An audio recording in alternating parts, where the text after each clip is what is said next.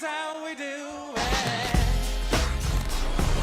This is how we do it. La, la, la, la, la. What's going on, Call of Duty gamers? My name is Devin with Gaming in Progress, and today we're going to be talking about, well, you probably kind of guessed it, Call of Duty. Now, if you're anywhere on the internet, you've probably seen this clip a couple times. Let me describe it for you. It's a video clip on type Facebook, and on the top it says Call of Duty then versus now, and it goes through and it shows the old Call of Duties all the way up to the Call of Duty of the present, if you will, which is actually taking place in the future cyberistic warfare of Advanced Warfare and Black Ops 3, and even kind of Black Ops 2 was more futuristic than a lot of the older Call of Duty titles. And I see a lot of people complain about how Call of Duty is now, about how futuristic it is, and even more so now that there's these rumors circulating that Call of Duty, the Call of Duty that's going to come out in 2016 is going to take place in space or whatever. And I see a lot of people complain, and a lot of people who were part of the Call of Duty community or are part of the Call of Duty community bitch and whine and moan and complain about this stuff. And I see them complain. I see the Call of Duty community complain about the supply drops and the DLC and the purchase of camo and extra slots and stuff like that. But in the end, it's not. Activision isn't really truly to blame, because Activision is a company, and a company is going to do what is profitable. They're going to implement things that'll make them money. Supply drops in Advanced Warfare made them money. Supply drops in Black Ops 3 are making them money. Selling extra slots have made them money. Selling extra weapons camos have made them money. All of these things have made them money for some time now. So really, it's not the company's fault for continuing to do stuff that makes them money. The real fault lies with us or you, the gamers, the people who buy the same Call of Duty game every year with the different maps that are really just the same maps painted over to look newer. The same old tired gameplay where every now and then they may add one new thing. And I'm saying this as somebody who buys Call of Duty games. I may not buy every one every year, but I do buy the games, and I know fully well that I'm kind of buying something that I've already bought before. So I'm no exception to this rule. That being said, if the people who play Call of Duty who complain about it, who complain about the supply drops and, oh, it's getting too science fiction-y and all this stuff, if you guys want real change, you have to stop. You have to stop with the buying the same game every year. You have to stop with the buying supply drops, because if supply drops didn't make Activision and Sledgehammer Games money in Advanced Warfare, I can guarantee you they wouldn't have ended up in Black Ops 3. They weren't in Black Ops 2. They were they were a form of microtransaction that were introduced in Advanced Warfare. And you know what? They made a shitload of money on it. And they haven't denied that. They've been very open about the fact that they made them a shitload of money. So this idea that so the idea of the Call of Duty community complaining about, oh, fucking supply drops are so stupid and blah blah blah blah blah. Yeah, they are stupid. Locking weapons behind fucking supply drops or the black market, whatever you want to call it, is stupid. Especially with all these newer update weapons, like the fucking hand cannon that shoots shotgun shells. That's basically a super sci-fi version of the Taurus Judge revolver, or the fucking M1A from the M1 from fucking World at War or stuff like that. It's fucking stupid that they're locked behind this thing where you either have to grind up to get, or you pay real money to get. Yes, it's fucking stupid. It's stupid that you have to buy COD points to get extra slots, or you have to buy COD points to get this weapon skin, or this, that, or the other thing. Yes, it's all stupid. But it worked. The only reason it's in these games is because you, the community, or us, the community, actually buys into it. Enough people pay money for these things. Enough people pay for the COD points or pay for the supply drops or whatever, to where enough people pay and they make enough money to justify it. Because if they didn't make the money, then there would be no point in implementing these systems. And the more money they make, the more they see that they can milk this cash cow, this sinking Call of Duty ship. Because I mean, sales have been going down, but enough people still buy it to where they still feel right putting out a new Call of Duty game every year. And enough people buy into the microtransactions to where it kind of balances it out. So they figure, oh, well, what do we want a microtransaction next? Do we wanna put microtransactions on the zombies weapons maybe, or the nightmare weapons, or add new levels of the campaign for an extra $5 and shit like that? You see how this works, really. And this is a thing with microtransactions overall. As long as enough people buy into it, it's gonna fucking happen. So you can bitch, you can whine, but you can hate, you can try and hate the developers for doing these things, but really it's the fault of the community. Because if the community would just unite and go, we ain't having that bullshit.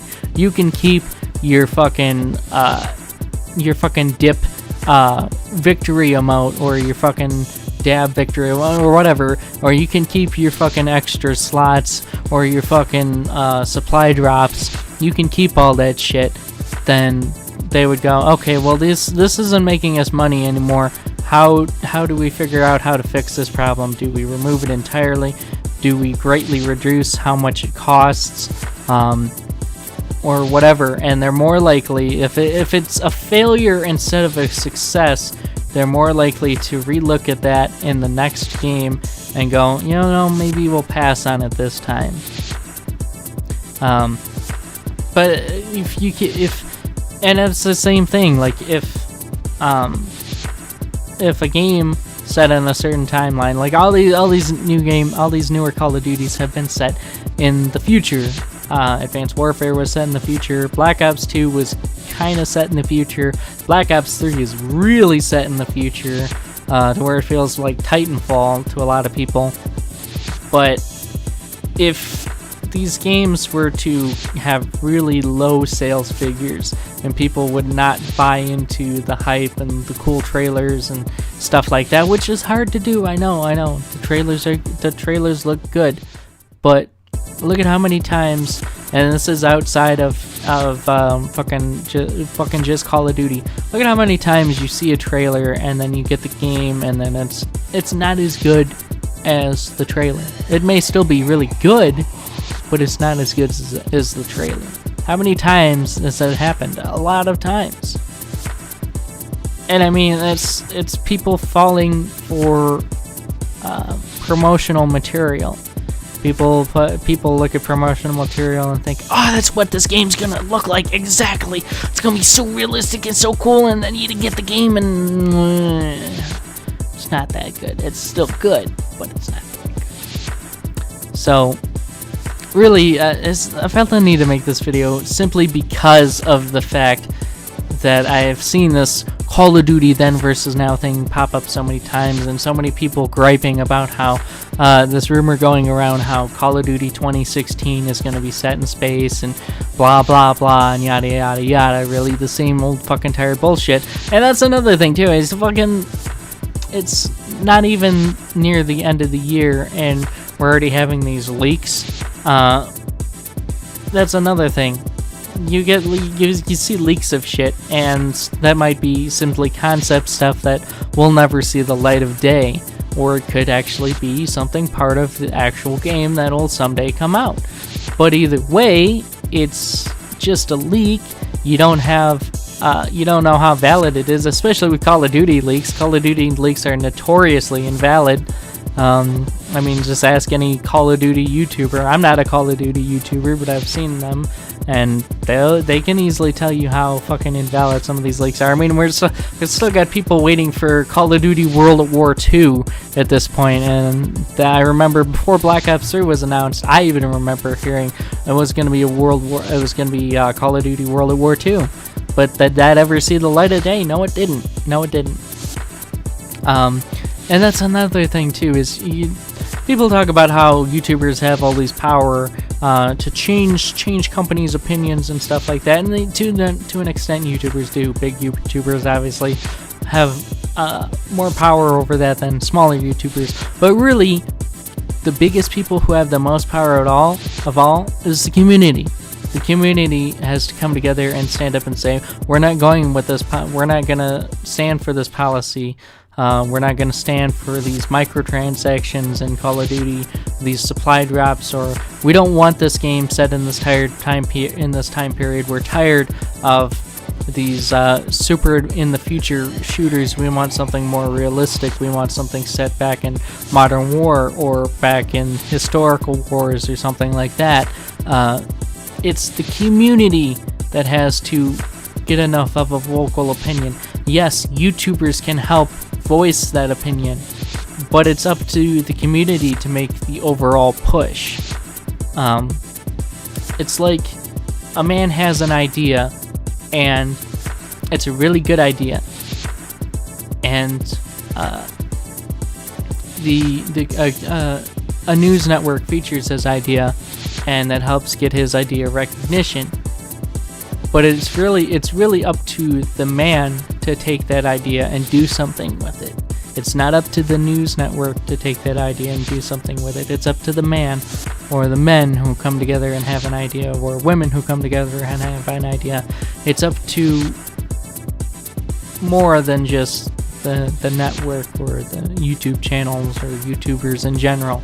Is what I think you guys get what I'm trying to say here, really. If you don't like practices, then you have to unite the community and get them to stop using said practices. I mean, let's be honest here. How many people who hate DLC still buy DLC? How many people who fucking hate microtransactions still pay into microtransactions? To quote the lead singer of Theory of a Dead Man in one of his many songs, and I don't really remember what his name is because I listen to bands more than individuals, the world's full of hypocrites, and somebody's the king out there. It might be me, it might be you, but the point I'm trying to make here is, if you don't like something, get enough people together who don't like it and try and do something about it. Because just bitching about it in the comment section, or blaming YouTubers or blaming Activision for trying to make money, isn't going to get anywhere. It's up to people to come together and incite the change that they want. It's not up to the fucking companies to do it, because as long as it's making them money, it's going to keep making them money, and they're going to keep making ways to make more money off of it. Whether through new ways of microtransactions, or increasing the prices of microtransactions, or whatever. It happens. Look at how much backlash Ubisoft got in Assassin's Creed Unity for having microtransactions that weren't even mandatory. They were optional. You could get the gold, renown, whatever the fuck it was, on your own. It wasn't even that hard to do, but it had microtransactions in it, and so many people were pissed off about it, and they didn't really make money off of it. So you know what happened in Assassin's Creed Syndicate? No microtransactions. You see any microtransactions in The Division? No. You see some microtransactions in Rainbow Six Siege, but they're pretty much all for cosmetic bullshit that doesn't matter anyway. And again, you can earn renown at a good rate to where it doesn't even really matter. Or you get the season pass and you get all the operators and stuff like that. So, really, if enough people don't like these microtransactions, or don't like the direction that the games are going in, then fucking voice your opinion to the point where somebody starts listening and does something about it. Because that's the only way that you can incite change in Activision. Activision is a Goliath, and it has a lot of studios under its belt, and it's going to keep doing whatever the fuck it wants, just like EA does, until enough people bitch about it. So, really, that's been my thoughts on this whole situation. And let me know your guys' thoughts in the comment section below. I'm really interested in hearing what you guys have to say. If you guys think I'm just complete and utter bullshit, if you guys agree with me on this, or what you guys think overall. And let me know what you guys think of this rumor as well about Call of Duty 2016 being set in space. And as somebody who has played Call of Duty titles before, I'm not really sure how to feel about that. It's feeling like it's kind of like how Black Ops 3 was kind of Titanfall feeling to a lot of people. I think Call of Duty set in space would have kind of a Halo feel to it, you know? So, but let me know what you guys think about all this in the comments section below. Once again, I hope you guys have enjoyed this video. If you have, please be sure to hit that thumbs up button. And if you guys happen to be new here, don't forget to hit that subscribe button as well. If you enjoyed this video, also give it a thumbs up. And this has been Devin with Gaming in Progress, and I will see you guys in the next video.